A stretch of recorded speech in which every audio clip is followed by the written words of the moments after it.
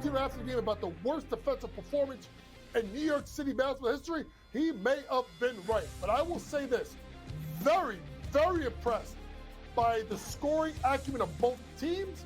And if they can shore up their defenses, both teams will make a run and march. And I mean a deep one.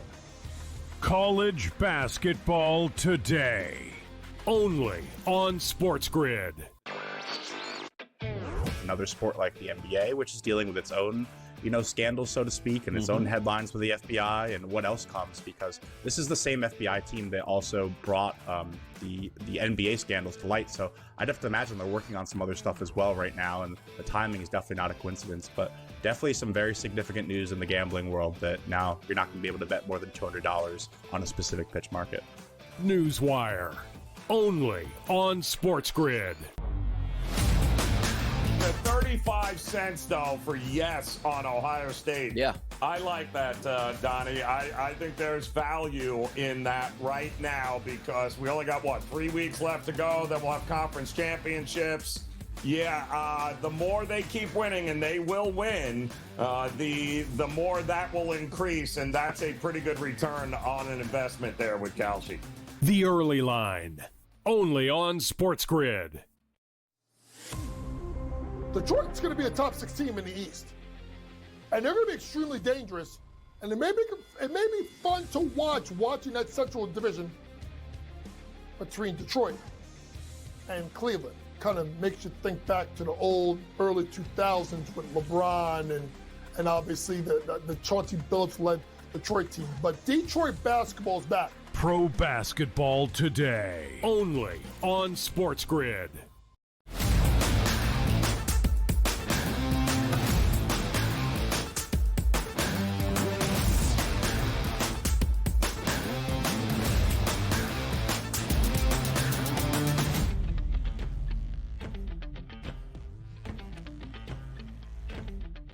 Hour number 2 now underway for the Early Line right here on the SportsGrid Network. Donnie writes out along with Joe Ranieri. So much action to get to here in hour number 2. It should be fun because we're going to talk a lot of NFL action and where we see fit from week 11 into our transition into week number 12. The energy is always high on a Monday here, a Monday night football game. Yeah, we got the NBA, we got the NHL, we got college football to talk about. So much to get to here, Joe. So the people need that information. We're going to give it to them. I'm excited, Donnie. A lot going on this week, especially put up or shut up time. We're closing in on the final games of the regular season in college football. We got playoffs to talk about. A lot happening now. Absolutely a lot happening, which included last night on the gridiron from Philadelphia. 2 of the better teams there in the NFC. Now finds us the Detroit Lions scrambling at 6-4. The Philadelphia Eagles improved to 8-2 after their 16-9 victory over the Lions in a cold, windy night in Philadelphia, which saw that Eagles defense rise to the occasion time and time again. They pick up the victory. The Eagles, currently now the number 1 seed in the NFC. Yeah, a big win for the Eagles to get that and put themselves in that position, Donnie, because had they lost that game, it would not have looked good here. But a win is a win, and it's how they're winning that may be the most impressive with the defense here. The Lions have more than enough talent offensively, Donnie, to win games against worse defenses. The problem for the Lions is that offense isn't as good as it has been in years past, especially when you're going up against elite defensive teams like they just witnessed last night. Absolutely. Let's take a look here at the Denver Broncos. Patrick Mahomes was 29 of 45. The reason I bring that up is one of the best pass rushes in the history of the NFL is on display for the Denver Broncos. So if you are the Kansas City Chiefs, maybe you want to run the football to offset some of that pressure, or how about a screen or 2? Kelce showed up, 9 catches, 91 yards, and a touchdown. But that Denver defense was the story yesterday. And also, you know who else was the story? Bo Nix at quarterback. Here's Bo Nix after the game. They were, at the top. And if you want to be the best, you got to beat the best. And, if you're, some say if you're scared, go to church. But I think it's good to, if you're going to play this sport, if you're going to play this game for too long, you can't really be intimidated, or there's really no sense in going out there. If you don't believe you're going to win and eventually get to the top, then I feel like you just waste so much time, throughout the week. But we work hard, and we put together a great team to win games like tonight, and, it paid off. By the way, Joe, I think sometimes we all trip over our own words. If you're scared, go to church. I thought it was if you're scared, get a dog. No?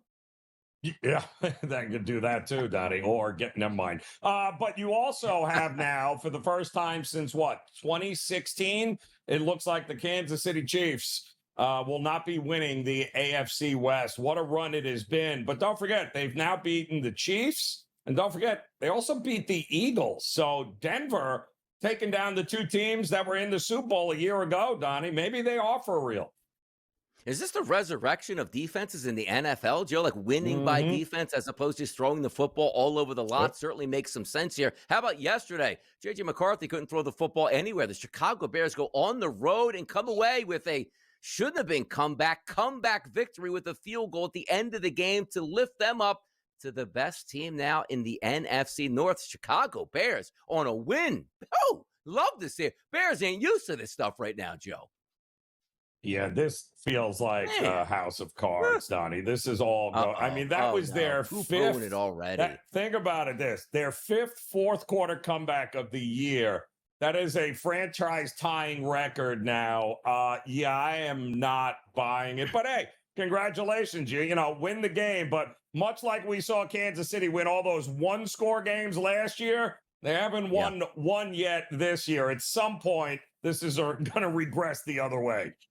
Chicago Bears 7-3. The Packers in second place at 6-3-1. How about those Pittsburgh Steelers? They are trying to hold off a surge here from the Baltimore Ravens. They pick up a victory yesterday over the Bengals. It's roughly 5.5 to 6 point favorites, 34-12. Game was much closer throughout until exploded for 24 points in the second half, which included a defensive touchdown for the Steelers. Mason Rudolph comes into that game 12 of 16, a $127 and a touchdown, a passer rating of 118.5. Lifting him up after Aaron Rodgers goes down with what looks to be a broken left wrist. Yeah, non-throwing hand, which I guess is good news, but at 41 years old, I don't know how long that might put him down. But that's why you have a competent, experienced backup quarterback in Mason Rudolph, who's been there for a hot minute and has been able to get it done. So, but you're going to... At some point, they're going to have to beat defenses that are much better than what they had to deal with in Cincinnati yesterday. So we'll see how this goes for the Steelers. Controversy. Say, Jalen Ramsey, what are you, an idiot, man? Just punching people in the head for no reason here? Well, maybe there was a reason. Let's check out this video yesterday from Ramsey and Chase. That toof. Woo, boy. Yeah. Punches, Joe. Ooh. Punches, boom, bang, bing, rock'em, sock'em, robot. Get involved right there. How about, I mean, Joe, you can't spit on another individual in the NFL. You can't do it. Yeah, and not with 9 trillion cameras focused on you either. The idea that would not come out is kind of crazy. But I'm sure the league will be picking up the phone and calling Jamar Chase here in the next day or so. I got to tell you right now, if you play fantasy football week to week here and you had Josh Allen on your team yesterday, like, oh, man, come on, look at these windy conditions. What's that mean? $120 in the air, maybe 1 total touchdown. How about 6 total touchdowns for the Buffalo Bills yesterday and Josh Allen? Let's hear from Josh postgame. We just got to do a good job of, again, not riding the wave. Trying to stay as level as possible, not getting too high, not getting too low, starting off 4-0 and we're the best team in the world. We lose 2 in a row, now we're the worst team in the world, and it's like, we don't want to ride that. We just want to stay here, stay consistent, continue to work hard, put together game plans, and go out there and execute on game days. Big offensive game day yesterday for both the Tampa Bay Buccaneers and the Buffalo Bills. The Bills secure that victory yesterday. That was a fun game to watch. It really was. 6 touchdowns for Allen. Whew. Yeah. Well, I mean, that is the Buffalo Bills offense that we know they're capable of, right? Their defense obviously is the weakest part of that team, but when they play like that offensively, that is tough for any defense here. So the Bills are going to have to win it with offense. There's a few other teams, Donnie, that maybe the best shot they have is winning with defense. It's kind of funny, too, because you're down your best tight end yesterday in Kincaid. It's like, oh, no, now we're going to spend Keon Coleman because he just doesn't even want to show up to meetings, let alone play in football games. Palmer came back, but you sort of had that downfield passing game was really working. And obviously, you get Cook out of the backfield. He had a pretty good game there catching the football as well. Next up on the docket for the Buffalo Bills, the Texans, Steelers, Bengals, Patriots, Browns. Then the Philadelphia Eagles on December the 28th. That should be a fun one to try to check out as well. And that second to last game of the season. NBA action last night. The San Antonio Spurs, they pick up a win without their big man, Victor Wembanyama. Double-digit victory last night for those San Antonio Spurs. Well, they still have plenty enough fire. I mean, De'Aaron Fox, too, last night shows up, gets 28 in the game. And, don't forget, he started the season on the bench there, still recovering. And now that he's starting to get back into the fold, they got a lot of experience. They've got 21-year-old Wembanyama, and they've got a whole lot of great young pieces surrounding him. So this Spurs team is going to be a pleasure to watch grow up in front of our eyes this season. Trade to Seattle and around midseason at the trade deadline sent Naylor to the Mavericks here, to the Seattle Mariners at this point. He got a 5-year deal. We don't know how much it's going to be, but it's probably a good chunk of change. Good move for the Mariners. Guy played really good at first base and certainly adds that power stick to the lineup. Gotta love it. The Mariners got a little taste of October baseball, and now they're spending money like drunken sailors. Go figure, Donnie. Go figure. I love it. Love to see it, man. Bring the Mariners back next year. Make a run, a fun baseball team. See if they can match it with the Toronto Blue Jays and the New York Yankees there for some supremacy in the AL. We had a lot of football played yesterday on a Sunday in the NFL. Let's recap exactly what happened here and take a look at some of the intricacies on why some of these teams won and lost. We'll be right back.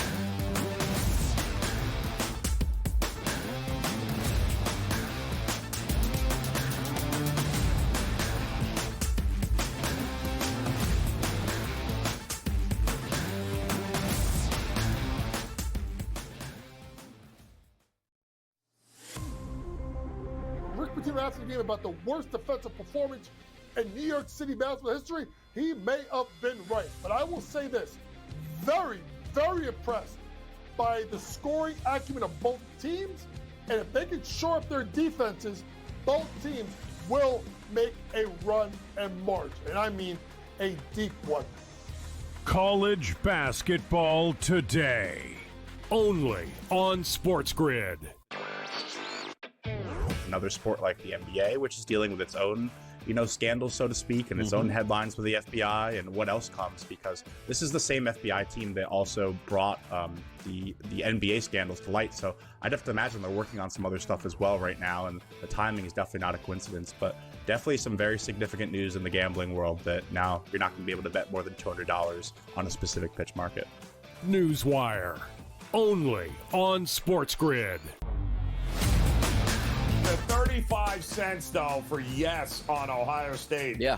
I like that, Donnie. I think there's value in that right now because we only got, 3 weeks left to go. Then we'll have conference championships.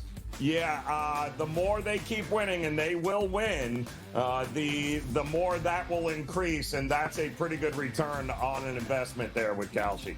The Early Line, only on SportsGrid. Detroit's going to be a top 6 team in the East. And they're going to be extremely dangerous. And it may be fun to watching that Central Division between Detroit and Cleveland. Kind of makes you think back to the old early 2000s with LeBron and obviously the Chauncey Billups-led Detroit team. But Detroit basketball's back. Pro basketball today, only on SportsGrid.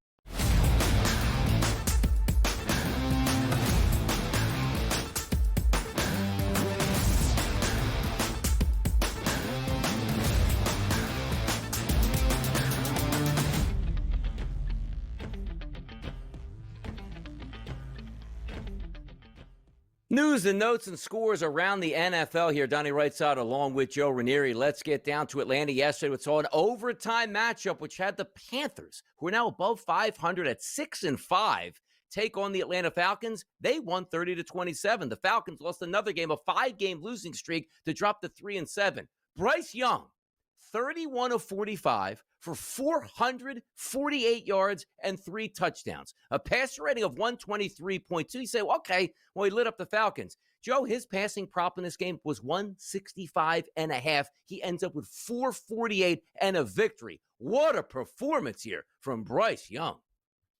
And what a performance by the defense of Carolina in the second half. They gave up 21 points in the first half, Donnie, and then gave up 1 touchdown in the second half. And once again, your $187 million backup quarterback there, Kirk Cousins in Atlanta, couldn't get it done for them. But what a turnaround for Bryce Young. Remember where this guy was just a couple of years ago? Benched him in year 2. He's been nowhere to be found. And unbelievable what they've done there. Canales, the right guy for the right job. It's why coaching matters in the NFL.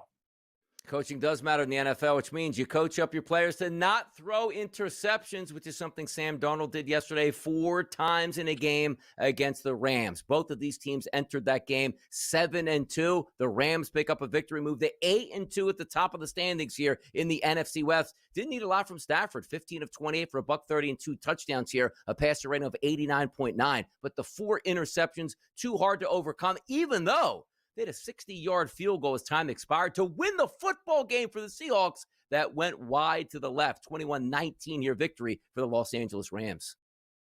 Ironically enough, Donnie, the guy who won it for the Rams was their punter, Ethan Evans, who with a minute 41, right inside the inch-yard line, and forced Sam Darnold and company to have to go to length of the field. They ran out of time. Had he not given them that kind of field position, who knows? We might be having a different discussion right now. Davis Mills, man, getting some dubs out here. He loves some comeback victories. 26 of 41 for 274 and a touchdown yesterday and a passer rating of 90.9. Yeah, they beat the Titans at that point. Everybody likes to beat the Titans as they drop to 1-9. Cam Ward, 194 in the air, 1 touchdown pass, no interceptions. They just didn't have any running game there, but the Texans outlast the Titans to improve their record to 500 now, Joe, 5-5.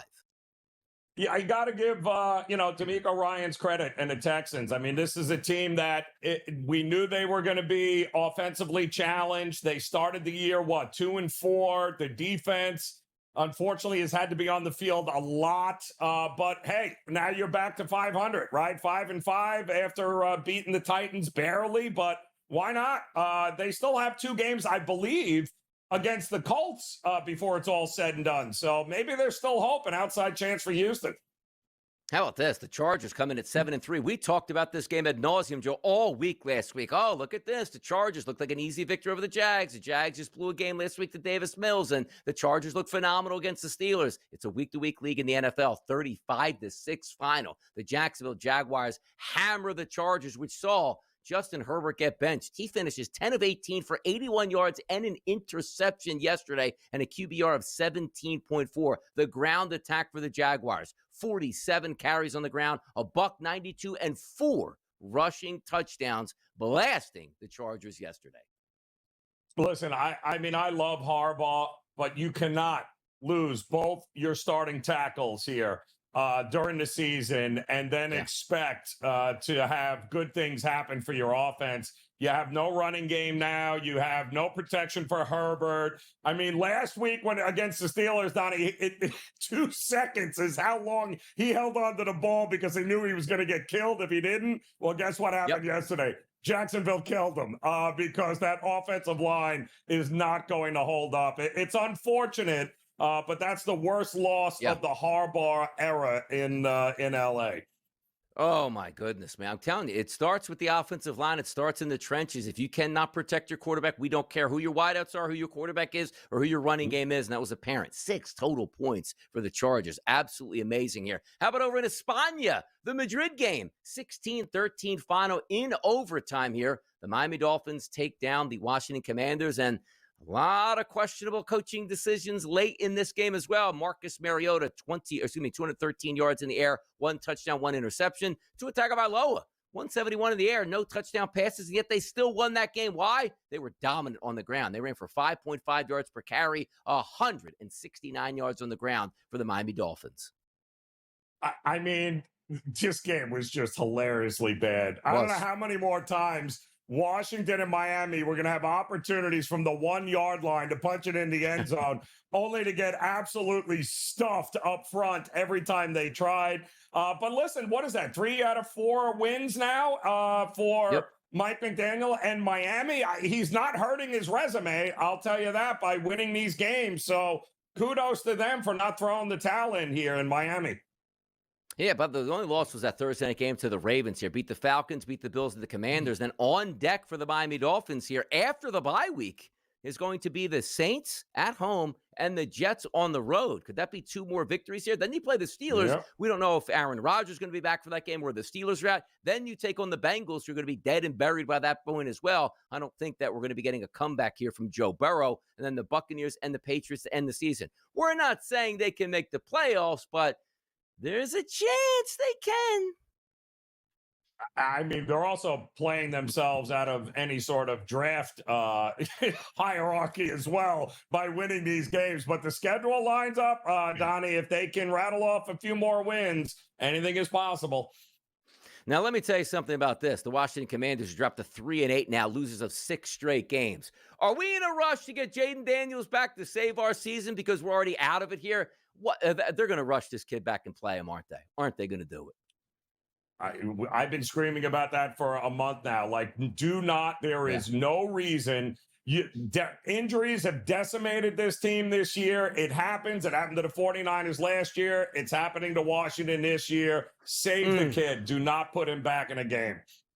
Jaden Daniels, the Commanders, riding that high last year. Do you remember the NFC Championship run? Certainly feels like that was 20 years ago at this point. Let's invade the Kalshi markets next. Let's see what questions need to be answered and which wagers you want to place. We'll be right back at the early line.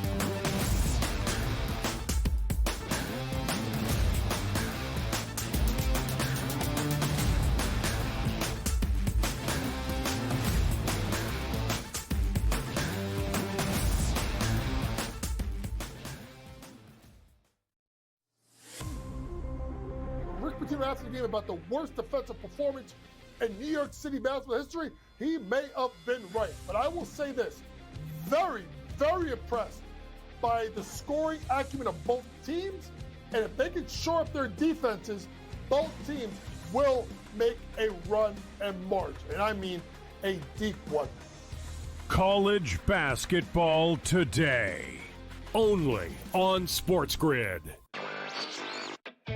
Another sport like the NBA, which is dealing with its own, scandals, so to speak, and its own headlines with the FBI and what else comes, because this is the same FBI team that also brought the NBA scandals to light. So I'd have to imagine they're working on some other stuff as well right now, and the timing is definitely not a coincidence, but definitely some very significant news in the gambling world that now you're not going to be able to bet more than $200 on a specific pitch market. Newswire, only on SportsGrid. The 35 cents, though, for yes on Ohio State. Yeah. I like that, Donnie. I think there's value in that right now because we only got, 3 weeks left to go. Then we'll have conference championships. Yeah, the more they keep winning, and they will win, the more that will increase, and that's a pretty good return on an investment there with Kalshi. The early line, only on SportsGrid. Detroit's going to be a top 6 team in the East. And they're going to be extremely dangerous. And it may be fun to watching that Central Division between Detroit and Cleveland. Kind of makes you think back to the old early 2000s with LeBron and obviously the Chauncey Billups-led Detroit team. But Detroit basketball's back. Pro basketball today, only on SportsGrid.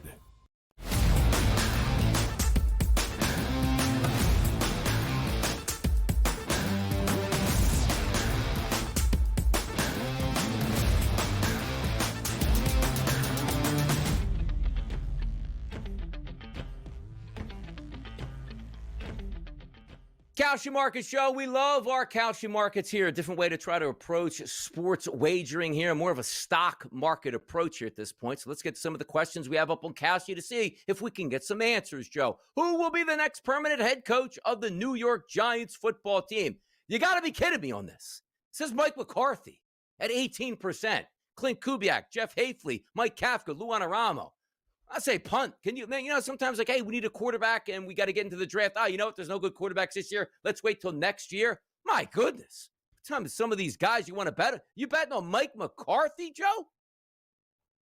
Matt Nagy, Holy Arthur Smith. I mean, some of these names here. I love Lou Anarumo. I hope the guy gets a shot, but that's a defensive-minded guy. Spags' his name. Could you imagine Spags coming back? That would be hilarious. But it's got to be an offensive guy with Jackson Dart, you would think, right? I mean, that's where you got to focus your attention. But none of those names, Donnie, are going to move the needle for Giants fans. But I do think McCarthy, say what you want. I mean, 20% right now in the Kalshi market. He's really the only established offensive guy that you might entrust a rookie quarterback with. Yeah, Cliff Kingsbury's out there at 6 cents right now. You know what's an interesting one? John Gruden at 6. I'm like, I don't know if he's welcome back in the NFL just yet at this point, but he would be a really good fit. Young quarterback. You're not going to take any smack from anybody. He'd be able to set that foundation back. But I'll tell you one that is interesting. Like Bill Belichick tells you left and right, he is not going back to the NFL. $100 wager on Kalshi for him to be the next head coach of the New York Giants pays back $2,000 at this point. I don't believe anything Belichick says, but it's interesting. Like if I said you got to get one guy back, I think Gruden makes a lot of sense for the Giants. So I really do. Well, I think Gruden is better off in college. Yeah. And by the way his lawsuit against the NFL is coming along, Donnie, he might own the NFL before long. So that's worth keeping an eye on as well. But yeah, the hot new coordinator, is there an offensive coordinator this year that's the hot new? No, right? I mean, there is no Liam Cohn, right? We don't have a Dave Canales. We don't have anybody like that. So you're going to have to go the old retread route if you're the Giants.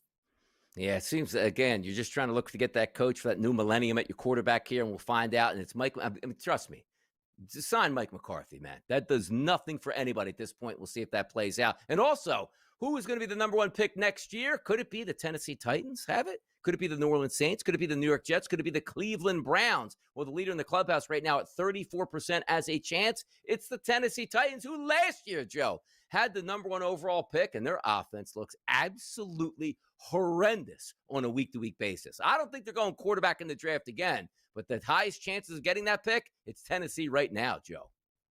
No, they will not go quarterback again next year, but they could either trade out of it and gain a whole lot of equity, Donnie, to go on there. And then, of course, I think New Orleans has got a pretty good shot. But New Orleans defensively has been more competitive than we thought they would be.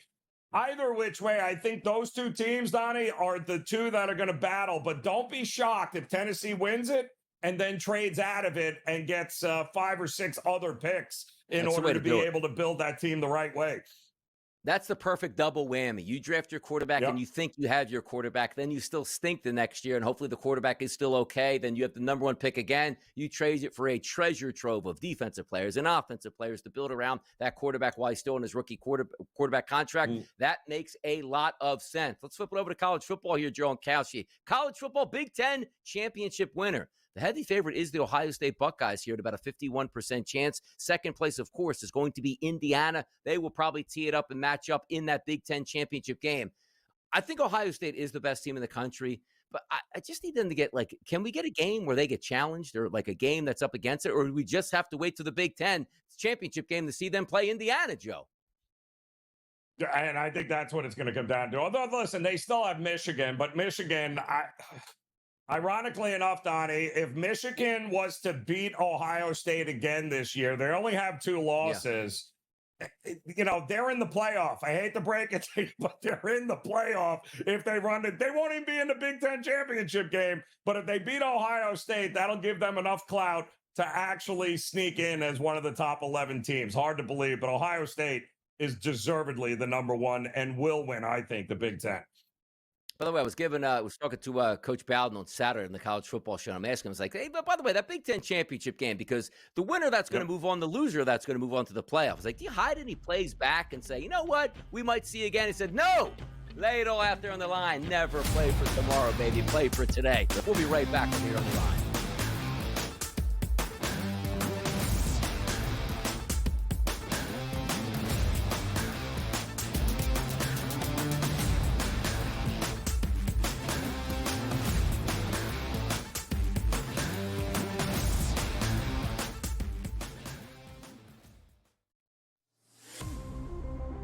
Rick Pitino asked the game about the worst defensive performance in New York City basketball history.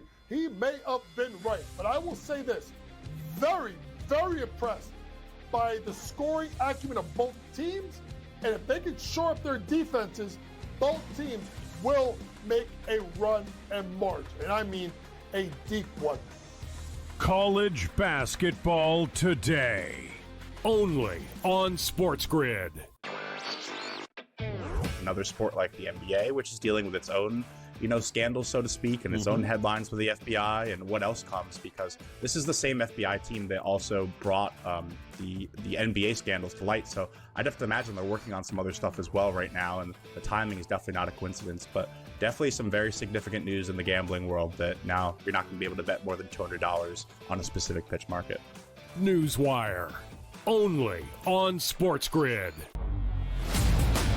The 35 cents, though, for yes on Ohio State. Yeah. I like that, Donnie. I think there's value in that right now because we only got, 3 weeks left to go. Then we'll have conference championships.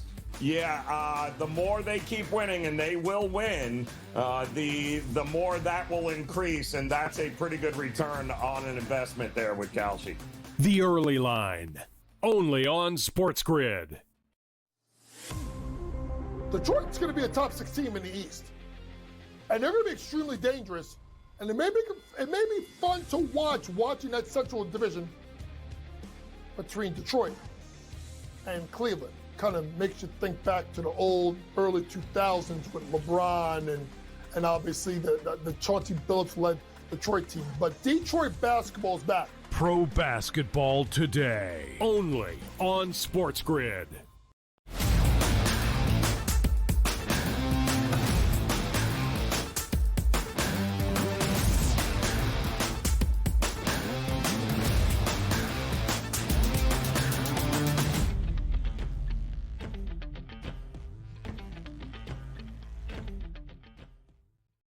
College football Saturday here. What happened? And a lot still left to be determined here as we move towards week 13 in college football action. Let's get a fresh look at that brand new AP poll top 25. No changes at the top. Ohio State 1, Indiana 2, A&M 3, Georgia number 4, Ole Miss now listed there at number 5. But the intrigue comes in. BYU 11, Vandy 12, Utah 13, Miami 14, Georgia Tech 15. It feels like Georgia Tech moving to 15 is letting Miami know if Georgia Tech just wins out and wins the ACC, they are going to jump the Miami Hurricanes in the standings here. A lot still left to be desired here, but we're getting closer here to our true college football playoff. Yeah, we are. I mean, listen, Ole Miss deservedly so. I hope Florida got a good look at their new head coach. Because that'll be happening soon enough. But listen, again, Donnie, we're looking at 6 teams from the SEC, 5-6 teams from the SEC. Like it or hate it, that's the reality that we live in right now. And maybe, just maybe, one team, if they're lucky, from the Big 12. But it's an SEC and Big 10 world, and we're just living in it, Donnie.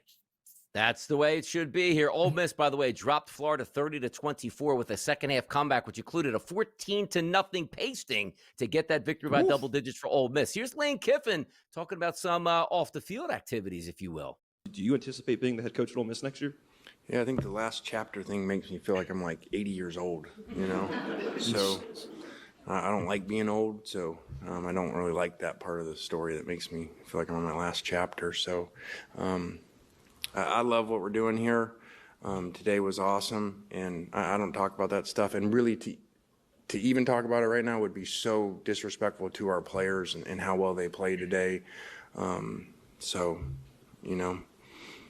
got a lot of things going here, doing really well, and I love it here. So. All right, Lane Kiffin will be the head coach at the University of Florida because when I get asked the question, hey, Donnie, what do you think about SportsGrid? And would you go to NBC? No, I love it here. I am not going anywhere, even if you're lying. I am not going anywhere else. Trust me on this. Hey, by the way, do you think you're going to fly? Look, that's disrespectful to even answer that question. No, you know what's disrespectful? You're not going like, we just kicked Florida's tail out there. Why would I go there? I love it here. We're going to win a natty here this year. Why are we talking about Florida? Wouldn't it be that simple?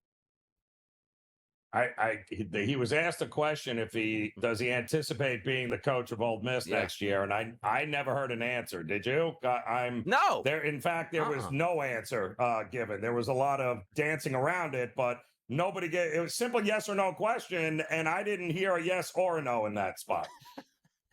That's all we're asking. You just do the Saban lie. I will not be the head coach at Alabama and eventually go, but at least it gets them off the scent for a while, and your players aren't like, damn, coach, like we're riding out here. And I know at the end of the season, you're going to get that big bag from Florida and leave us alone. Like, no, just look, I'm not thinking about that now. I am a coach here at Ole Miss. This is where I want to be. This is where I want to end my career. Even if you don't want to, that's the appropriate response. How about the response for the Oklahoma Sooners? One of the toughest conference schedules you're going to find here. They come away with a victory at Alabama, 23-21. You look at the statistics here. Wait a second. Oklahoma ran for 2.6 yards per carry. They threw for 138 yards. Didn't even throw for a touchdown. That defense was opportunistic and got the job done. Sooners, Boomer Sooner over Bama. Yeah, a great game by Oklahoma, who, by the way, I think only had about 222 yards of total offense. In the meantime, Kalen DeBoer in Alabama, I think, had over 400 yards of offense in that game, and yet somehow they weren't able to get the win. Stupid penalties. They kind of, interceptions. They could have easily won that game, Alabama, but the execution wasn't there. And OU stole one, and kudos to them, because weren't we supposed to fire Brent Venables this year at OU? This was the year, right? Well, doesn't look like he's going anywhere anytime soon. That is a real championship quality defense as well with OU. Give them credit. Real good defense. Fun game to watch from start to finish. Had a lot of excitement right down to the wire here, but congratulations, OU. Maybe punching their ticket into the college football playoff if they can just hang on at this point now. USC still hanging around, improves to 8-2 with a comeback victory over the Iowa Hawkeyes. I like this game. The plus 6.5 points I thought made sense for Iowa. They hold on to get the cover, but blow the lead for legitimate chance to win that game in the rain. You had everything you wanted, right? Like, wait a second, we're going to SC probably next week. Like, no, it was even raining, and Iowa couldn't get the job done. All right, USC, show a little toughness there. Well, I mean, SC has every year. It shouldn't be a shock that they have the best, duo or trio of wide receivers, running back, quarterback. I mean, offensively, they got a couple of number one draft picks on that team, Donnie, that are going to have very good NFL careers, and they delivered when it mattered the most. But again, until Lincoln Riley and SC do that, Donnie, on the road, they're very hard to take seriously when it comes to a national championship. I'll tell you who can take seriously for a national championship run. It's between the hedges. Those Georgia Bulldogs here, 35-10 win over Texas. Now, this was Saturday night. I was tired after a long day. I fell asleep at the end of the third quarter, Joe. That was 14-10. I woke up and saw the final score. What? 35-10 final. By the way, Gunnar Stockton, 24 of 29, 229, 4 touchdown passes, 6 carries on the ground, 29 yards, and a touchdown there. He's doing it all for them. And it looks like that's the final stand for the Texas Longhorns here in the SEC. Or is it, if they can come up with another upset victory over an A&M team later? Well, they're already 7-1 in the SEC, right? So they got a game coming up against Georgia Tech. But who cares? At this point, they're likely in it to win it one way or the other. I think they've done more than enough now for them to get it done. But that's the third win against Texas now in the last 13 months, Donnie. It's safe to say that Kirby Smart owns Steve Sarkisian here at this point. So kudos to Georgia, who seems to be getting hot at the right time. You want to play a little Beamer ball? Yeah, how about a lead at the half at 30-3, which basically means in the second half, you have to get maybe a stop and have your offense just not turn the football over and get a first down or two to keep the clock running. Final score, 31-30. The Gamecocks got beat down there. One of the biggest one of the biggest comeback victories you are going to find. perfect 10-0 now for A&M. They withstood that. Reed was fantastic in the second half. How about 439 and 3 touchdown passes after not being able to do anything and continuously turning the football over in the first half? That lead evaporated so fast in the third quarter. Boy, the Texas A&M Aggies, they woke up at the half. Yeah, but, listen, they've done more than enough, I think, also here to make it to the playoff one way or the other. But, Donnie, look at their schedule here and who they've played.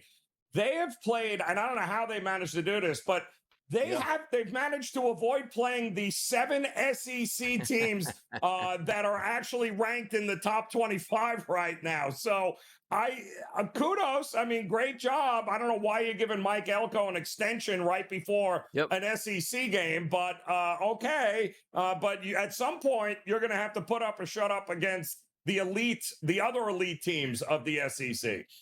Like, agents are so good in college football. It's almost like you have unlimited funds. Like, if your guy is winning and there's other coaching jobs that'll be open, you can just ask, like, whatever happens if they go, no, you have a big contract. Let's revisit this at the end of the year. Trust me, Mike Elko, you win a natty here at A&M, we will just give you a blank check. You fill it out and you let us know how much money you want. Can't you wait for that? Like, no, we need it now. We need it before we play a 3-6 team, which you end up winning at that point here. You got another layup, but we'll see what happens through the rest of the regular season here. And if they can win the SEC, hey, maybe that's money well spent. But we always know how this turns out.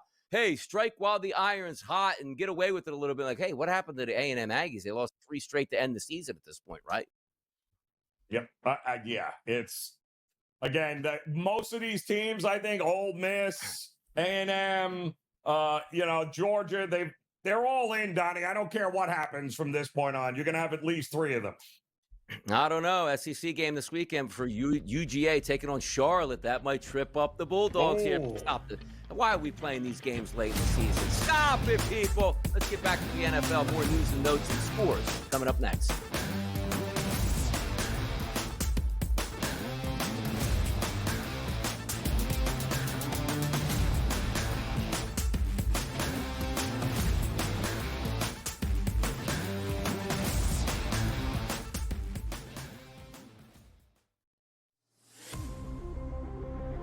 After the game about the worst defensive performance in New York City basketball history, he may have been right. But I will say this, very, very impressed by the scoring acumen of both teams. And if they can shore up their defenses, both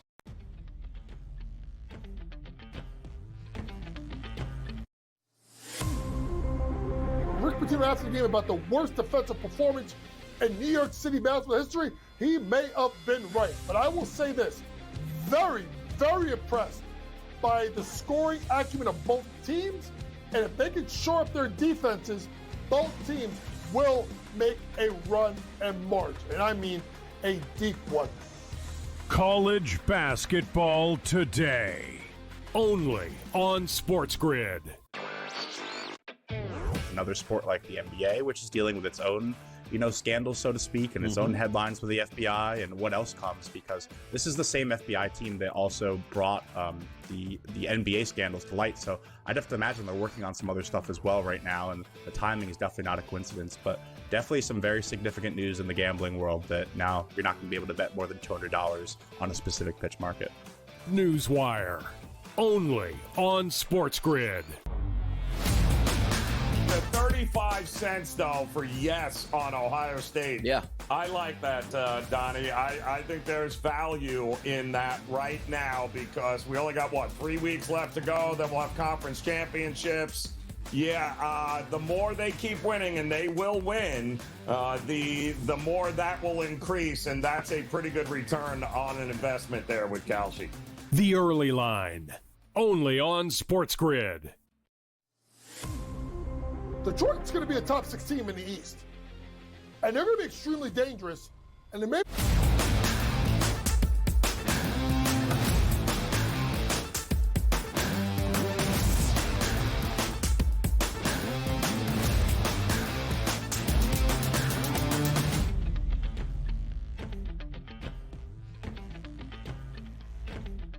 Pittsburgh Steelers yesterday happy to come away with a victory, 34-12 over the Cincinnati Bengals, but it did come with some injury information. Aaron Rodgers, 9 of 15 for 116 and a touchdown pass at the half. Did not play in the second half because he took a big shot on a second down play right before the halftime expired here, and you sent away the 7 points in the first quarter, 3 points in the second, a 10-6 lead at the half.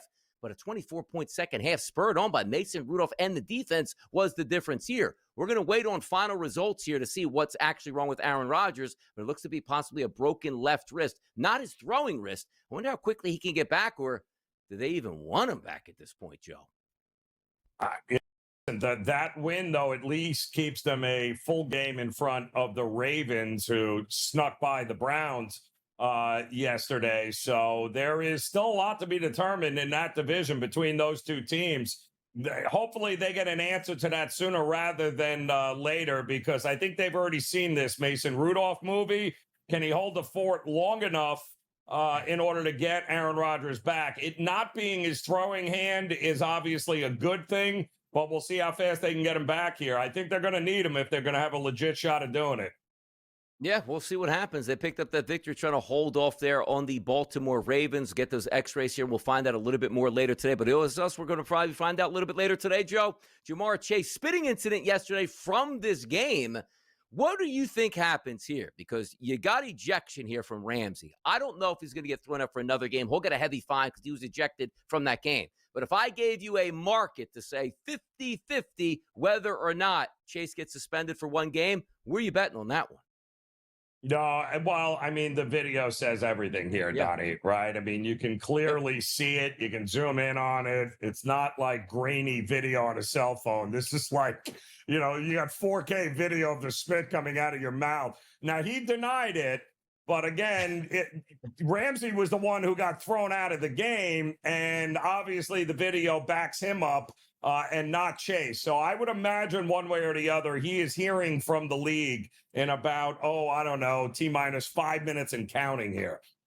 Yep, that FedEx envelope is ready to get sent into the mail. Overnight access right to your locker, and also probably a hearing with the NFL as well. The Baltimore Ravens escaped with a 23-16 victory over the Cleveland Browns, and the Browns had the lead entering into the fourth quarter, but 13 unanswered points by the Ravens gives them the victory, which included a tush-push wraparound from Mark Andrews that saw him run into the end zone, 35 yards for the game-winning touchdown. But the questions here are Dylan Gabriel with a concussion check, 7 of 10 for 68 yards, didn't turn the football over. Shador got in the game, 4 of 16, 47 yards, and an interception, a QBR of 2.4. Lamar Jackson wasn't really good yesterday, didn't need to be, because eventually the Browns would make those mistakes, and they did. The Ravens get the win, but not the cover, as most outlets there were over 7.5. I mean, it's hilarious, Donnie, because he just goes underrated, and I don't know why. But Myles Garrett single-handedly almost beat the Ravens yesterday. The guy is a absolute wrecking machine, and now he's the first player in NFL history to have at least 12 sacks in 6 straight seasons. I don't care if you throw 3 guys on him, Donnie. He is unguardable. The guy is a absolute wrecking ball, and he almost won that game for the Browns. Unfortunately, Dylan Gabriel, Shador Sanders, or maybe they can trade for somebody this week. I have no idea, but the offense isn't getting any better for the Browns anytime soon.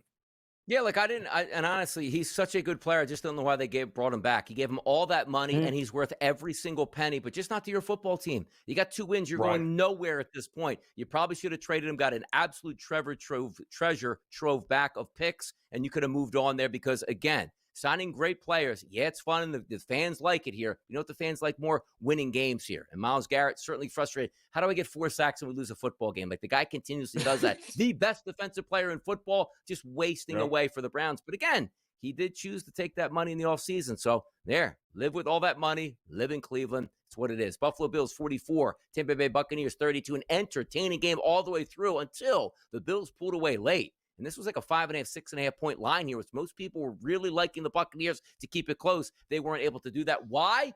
Josh Allen, 6 combined touchdowns in this game, Joe. Yeah, I mean, it's kind of crazy, Donnie. We haven't seen, I think the last time we saw this was back in, Otto Graham days was the last guy to have 6 touchdowns here, responsible for him. Yeah. I mean, it's been a hot minute. But Tampa still rushed for over 200 yards and over 5 yards a carry. And that's now the 8th time in 10 games the Bills have allowed 100 or more on the ground. You're going to need Josh Allen to be that guy, Donnie, from here on out if you're going to have a chance at making a Super Bowl appearance. That's a big ask, man, if you're the Buffalo Bills. I'll tell you what I didn't see yesterday. The New York Giants running the football 38 times and having success, which included 3 rushing touchdowns and a chance to beat the Green Bay Packers. They did, but the Packers ended up winning 27-20 on that one. Here's Jameis Winston post-game talking about what may have happened on some of those final throws as well. So grateful, man. I was so grateful. I really wanted to win for these guys, man, how we dominated the line of scrimmage, man. We ran the ball effectively. We did some good things in the passing game. Cav did an incredible job calling this game, man. I really wanted to win this one for us. Let's parlay it right away to that Mike Kafka post-game, which talked about what might have happened on that route as well. No? There you go, Joe. Pontificate for me on that, Mike Kafka. Talk to me about Mike Kafka because it's a shame. They don't have that miscommunication, and they run that corner route right. Giants probably win this game because you know what they're going to do, Joe? They're going for 2 at the end of the game as well. Absolutely, Donnie. And that was exactly the opportunity that they had. But listen, kudos to Kafka. I thought he did a very good job with what he was given there in that spot. We'll see if that continues this week against Detroit. Jameis Winston, 19 of 29, 201, and an interception, but he was making some pretty good throws out there. You just don't have, I mean, Hodgkins comes back here from like off the sidelines. Tyrone Tracy caught 51 yards, where Theo Johnson usually drops everything at 36. Wan'Dale Robinson at 36 yards. I'm surprised they did keep it that close, but also something to keep an eye on. Josh Jacobs going to get an MRI on that knee. They don't think it's bad, but you can't lose any more playmakers on that offense for the Packers. You just can't do it, Joe.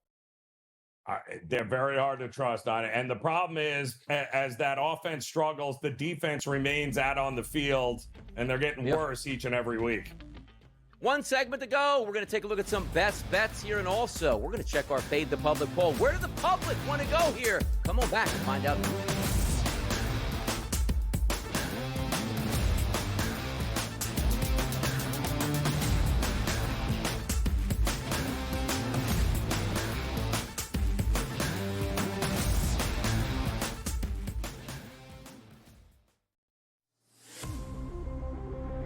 After the game about the worst defensive performance in New York City basketball history, he may have been right. But I will say this, very, very impressed by the scoring acumen of both teams.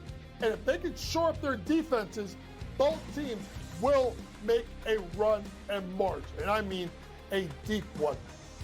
College basketball today, only on SportsGrid.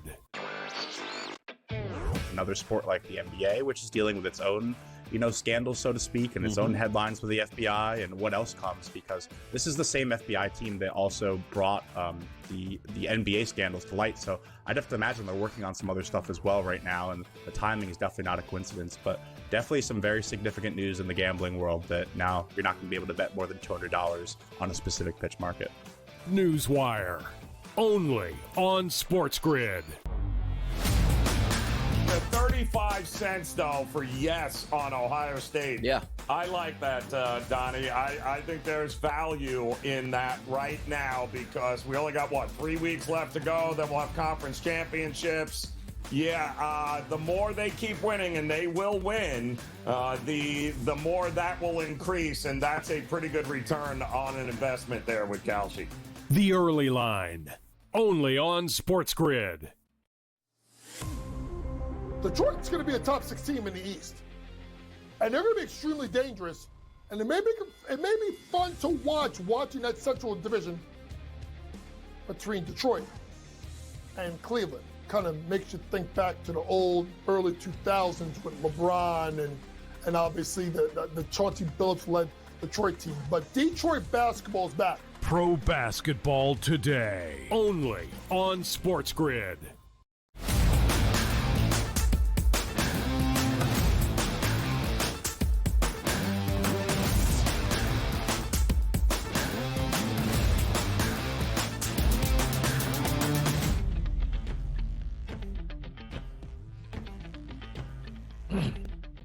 Final segment of the day, maybe the final chapter on the season for the Kansas City Chiefs. Could it be 5-5 on the season now after losing a game to the Denver Broncos, who improved to a perfect 6-0 at Mile High and 9-2 on the season? Patrick Mahomes threw 45 times. You might say to yourself, boy, the Chiefs are probably really good in close games. Why? Because they have Patrick Mahomes and Andy Reid. They're atrocious in one-score games. They had the lead entering into the fourth quarter. They had chances to put this game away. Miscue after miscue, penalty after penalty. They lose to the Denver Broncos, and the comeback kid, Bo Nix, does it again, Joe.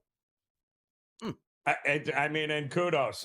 You got to make the plays when it matters the most, but the level of frustration, you could see it on Mahomes and Andy Reid's face in that game.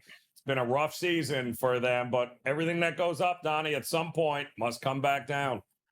Now, can they resurrect themselves next week? You're going to get a Colts team who's really good, really physical, and really healthy and rested coming off a bye, taking on the Chiefs in a do-or-die situation. But quite frankly, I thought it was a do-or-die situation there on Sunday. And you see that tweet there from Ori Mirov. The Chargers, Jaguars, and Bills currently have the 3 wildcard spots. All 3 have wins over the Chiefs. That's like the double jeopardy whammy right there, Joe. Like, you're not even getting the benefit. They're like, oh, let's just finish tied. You got to actually finish a game above those teams to try to get in. And those teams are the teams fighting for the wildcard spots. Tough scenes out there for the Kansas City Chiefs. Big game coming up this weekend, Joe. But let's get to what we love to do. Talk to the public out here. Here's our Fade the Public poll.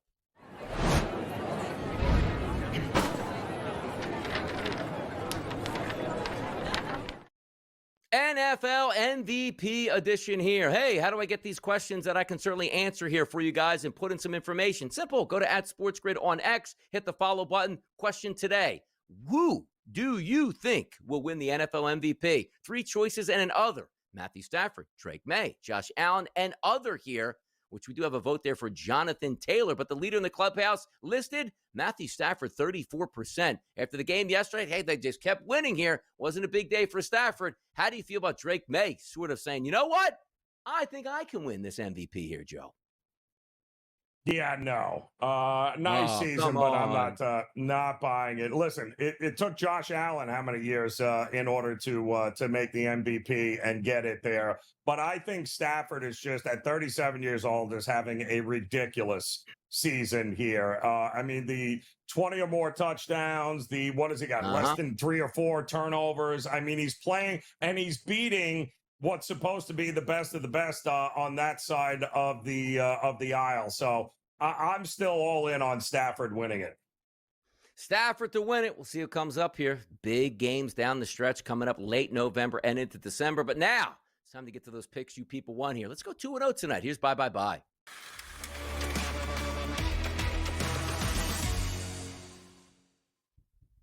Hey now, best bets on the table, Joe. You can go anywhere you want tonight. Where are you headed?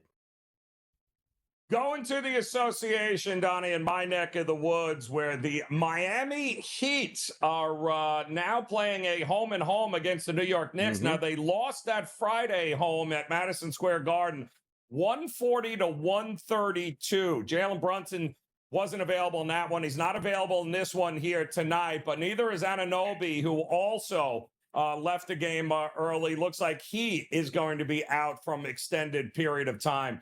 The Knicks haven't played a road game since Halloween, and now they got to come down to take on a Miami Heat team who's 5-1 at home, and they already beat the Knicks here back on October 26th, and the Heat have scored at least 130 points 5 times this season, already the most 130-plus point games during a single season in Miami Heat team history. I think that continues here tonight. You can't lose 2 starters like the Knicks and expect to go 2-0 on a home-and-home.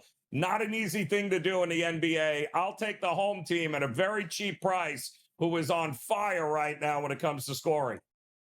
The Heat, baby. I'm going to keep the Heat on in the NFL tonight. We're going to take a look at that Dallas Cowboys Las Vegas Raiders game. And for me, I'm going to go with the running back position tonight. I already explained exactly why I like this. Javonte Williams over 74.5 rushing yards at a -114 price. The Dallas Cowboys are favored to win. I think they win tonight. If they do, that means Javonte Williams will be a big part of that. Don't need 100 yards. That would be nice. Just give me 75 yards and the win tonight, Joe. Javonte Williams over 74.5 rushing yards for me. We have a nice NBA and NFL combo tonight, Joe. Looking for a 2-0 to get this work week started. Yeah, I think he has a huge night tonight for the Cowboys. And I think the Cowboys, a new look defense for the Cowboys tonight. Pay attention. They're not going to be nearly as bad as they have been. Jerry Jones's dream combo, Queen Williams and Kenny Clark. We're going to stop the run, people. We'll see if they can. For Donnie Rightside and Joe Ranieri, thanks for tuning in to another episode this morning of The Early Line. We'll catch you bright and early tomorrow morning. See you.